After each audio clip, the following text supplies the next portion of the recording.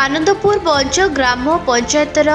आदिष्टाती देवी बराही ठाकुराणी जमी को हड़प घटना को नहीं आनंदपुर उपजिलापाल को बंच सरपंच प्रशांत कुमार राउत लिखित अभियोग जणाइबा सहित उक्त जमी को फेराई आने जिलापाल देवधर विभाग को अभियोग पत्र देइथिबा बेले जमीर खाता number 403 flat number 4407 area 2 decimal अभियोग रे दर्शा जाइथिबा बेले ग्रामर देवधर संपत्ति गोचर 76 एकर सरकारी जमी राजस्व विभाग केबे कार्यानुष्ठान नेबे ताहा देखिबाकू बाकी अछि।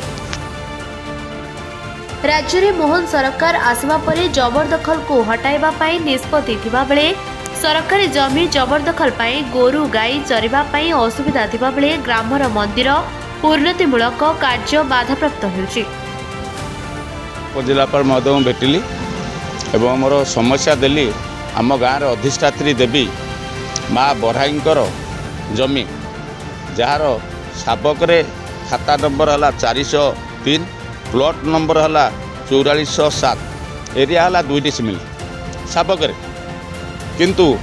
चंचकता वशत ताकू किछि व्यक्ति निज नाम पट्टा कर घर कर से बाबद में मो उपजिलापाल को देली जे ठाकुर तो सब बेले सा बालक बोली आम जाचे तांके सी कबला कले किमिते माने पट्टा पाइले किमिते माँ बराहींकर जमी को हड़प कर मो सब कलेक्टर महोदय को अनुरोध कली एवं तार आमर आर्नामेंट माने आर्नामेंट कमिशनर भुवनेश्वर को भी पठाई संबलपुर को भी पठाई सब कलेक्टर को देली तहसीलदार को देली कलेक्टर को देली मु तुरंत माँ जमी को फेरे आने चाहूँगी एवं किसी सरकारी जमी जोर जबरदस्त करी पाखापाखि 76 एकर बगायत को आम ग्रामर माने जो माने प्रतिपत्ति लोक 76 एकर जमी बगायत ताकू निज कब्जार रखिछन्ति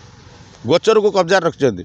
आमर मंत्री प्रतिदिन कहते जे तहसीलदार आरआई एमाने जो मैंने अच्छे केस करी से जगह को उच्छेद करा जाऊ किंतु सेटा आम हाटोड़ी ब्लॉक क्षेत्र में होना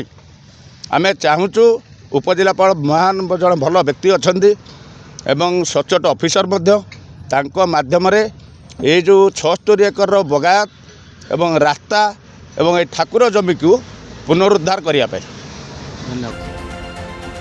आनंदपुर रंजन कुमार भूया का रिपोर्ट निरपेक्ष न्यूज।